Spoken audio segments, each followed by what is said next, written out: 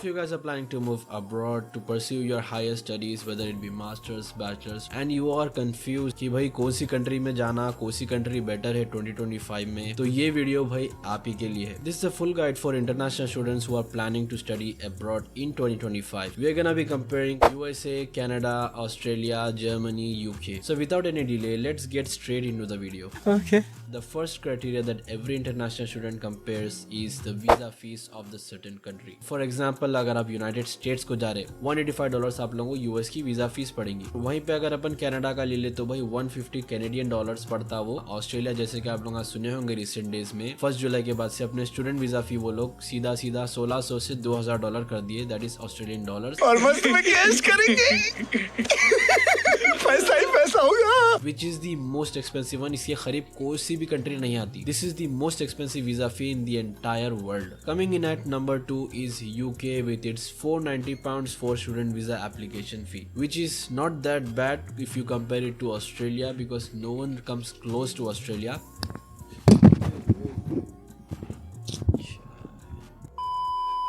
Last but not the least is Germany, which only charges £75 for student visa fees. ये list देख के आप लोगों को क्या समझ में आ रहा? सब में एक्सपेंसिव ऑस्ट्रेलिया है. Is it better to spend that much money on Australia or is it better to go for UK or USA or other options? तो ये वीडियो में फर्दर एनालिसिस करेंगे कि भाई आप लोगों के हिसाब से, आप लोगों की कंडीशन के हिसाब से which is the best country for you. So stay tuned till the end. अगर वीडियो अच्छी लग रही है आप लोगों को तो भाई सब्सक्राइब जरूर करो, लाइक जरूर करो ऐसे और इन्फॉर्मेटिव वीडियोस के लिए. Let's move on. The second criteria that every person moving abroad have is the climate. तो भाई climate conditions बहुत ज़्यादा मैटर करते हैं क्योंकि भाई हमारे इंडिया में जैसे कि आप लोगों को मालूम है क्लाइमेट उतना ज़्यादा ठंडा नहीं होता ना उतना ज़्यादा गर्म होता है. तो भाई जैसे कि आप लोगों को मालूम है अपने इंडिया में उतनी ज़्यादा सर्दी नहीं होती मोस्ट ऑफ द स्टेट्स के अंदर जितनी कनाडा और यूएस में होती है.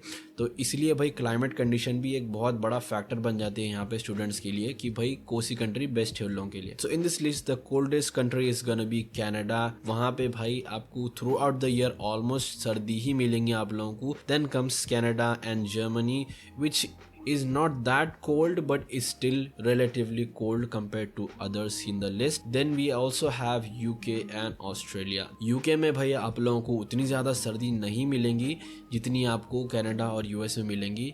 बट UK में आप लोगों को भाई बारिश के साथ साथ सर्दी मिलेंगी, बारिश ज़्यादा मिलेंगी क्योंकि भाई वहाँ पे almost through out the year cloudy रहता वेदर.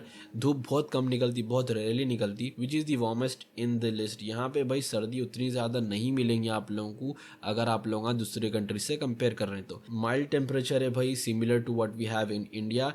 थोड़ी बहुत ज़्यादा सर्दी है comparing to India but it is really really manageable क्योंकि भाई मैं पर्सनली सर्दियों को प्रेफर नहीं करता हूँ. That was one of the main reasons why I have chose to come to Australia. So it is really manageable here in Australia. सर्दी उतनी ज़्यादा एक्सट्रीम नहीं होती यहाँ पे specially in the main cities like Sydney, Melbourne थोड़ा बहुत आप लोगों को ठंडा हो सकता है लेकिन उतना ज़्यादा भी नहीं है कंपेयरिंग टू अदर्स. तो ये जो भी इन्फॉर्मेशन मैं आप लोगों को बोल रहा हूँ ये चीज़ों से आप लोग अपना डिसीजन कंफर्म कर सकते, पक्का कर सकते कि भाई हाँ ये कंट्री मेरे लिए है, मैं ये कंट्री में जाना सोच रहा हूँ. बल्कि this is not a biased video. मैं कोई भी कंट्री की तरफदारी नहीं कर रहा हूँ कि ये बेस्ट कंट्री है वो बेस्ट कंट्री है क्योंकि भाई आपके नीड्स आपको मालूम रहना चाहिए कि क्या क्राइटेरिया से आपकी कंडीशन क्या है. मुझे क्लाउडी वेदर चाहिए, रेनी वेदर चाहिए, समर चाहिए, विंटर चाहिए. That depends on you and your personal needs and your health condition. जो जल्दी से बीमार पड़ जाता है, सर्दी जुकाम का जल्दी से शिकार हो जाता है, उन लोगों के लिए कंट्री बेटर नहीं है. उन लोगों के लिए कनाडा नहीं है क्योंकि भाई बहुत फ्रीक्वेंटली वहाँ पे बर्फ गिरती है और सर्दी बहुत ज़्यादा रहती है वहाँ. Third and the most important criteria that everyone have specially if you are someone from South Asian countries like India, Pakistan, Bangladesh, Nepal etcetera is settlement. कि भाई कोसी कंट्री में सेटलमेंट आपको ज़्यादा ईजी मिल जाएगा. वर्क का क्या सिचुएशन है वहाँ पे, रहने का क्या सिचुएशन है, परमानेंट रेजिडेंसी है या ग्रीन कार्ड है या सिटीजनशिप है, जो भी है वो चीज़ भी बहुत ज़्यादा मैटर करती है डिसीजन लेने से पहले. Ranking from worst to best is USA which has the worst overall situation. कि भाई वहाँ पे आप लोग इतने ज़्यादा फीस पे करके पढ़ने जा रहे हैं लेकिन भाई आप लोगों को कुछ ईजी पैथवे नहीं है ग्रीन कार्ड का या फिर परमानेंट रेजिडेंसी का. तो भाई अगर आप लोग स्टेम डिग्री कर रहे हैं उसमें आपको 3 इयर्स का आप लोगों को वर्किंग राइट्स मिल जाएगा और उसके बाद फिर आप लोगों को H1B पे डालना पड़ेगा. H1B is not guaranteed to everyone, it is a ballot system.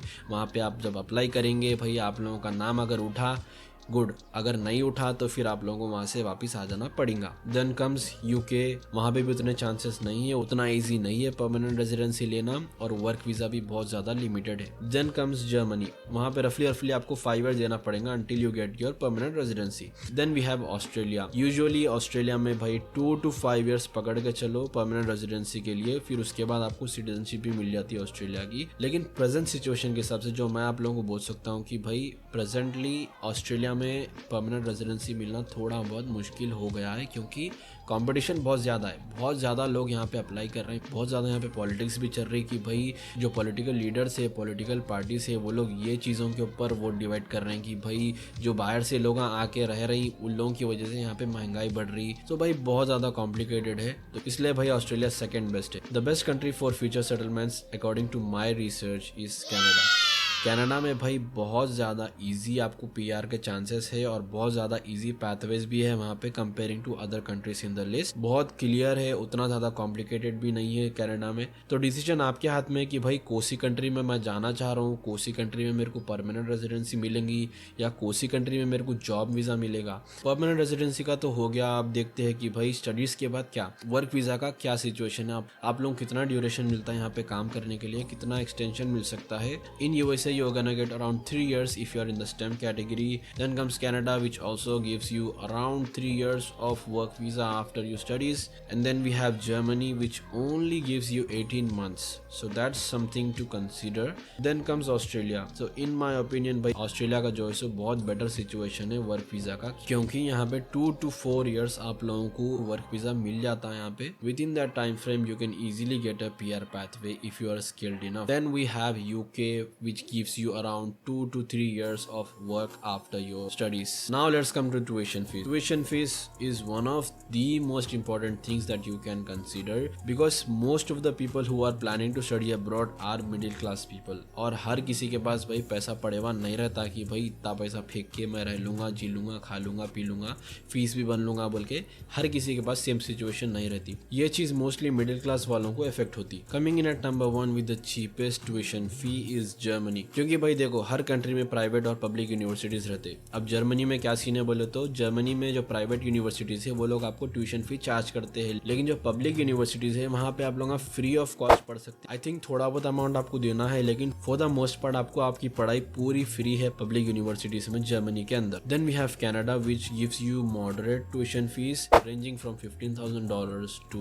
$35,000 per year, which is not that expensive if you compare it with US and UK. Then comes Australia. यहाँ पे भाई मॉडरेट टू हाई आप लोगों को यहाँ पे fees मिल जाएंगी, which can range from $22,000 Australian dollars to $50,000 Australian dollars. Fees में vary depending on the course, if you are from the medical field is gonna be much higher. तो भाई थोड़ा बहुत टेक्निकल इश्यूज था तो उसके लिए अकोमोडेट कर रहा हूँ मैं।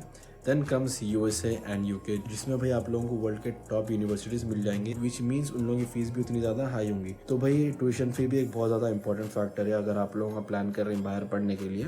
तो भाई ये फुल गाइड आप लोगों को कैसा लगा, ये गाइड के हिसाब से आप लोग अपना डिसीजन ले सकते हैं depending on what your needs are.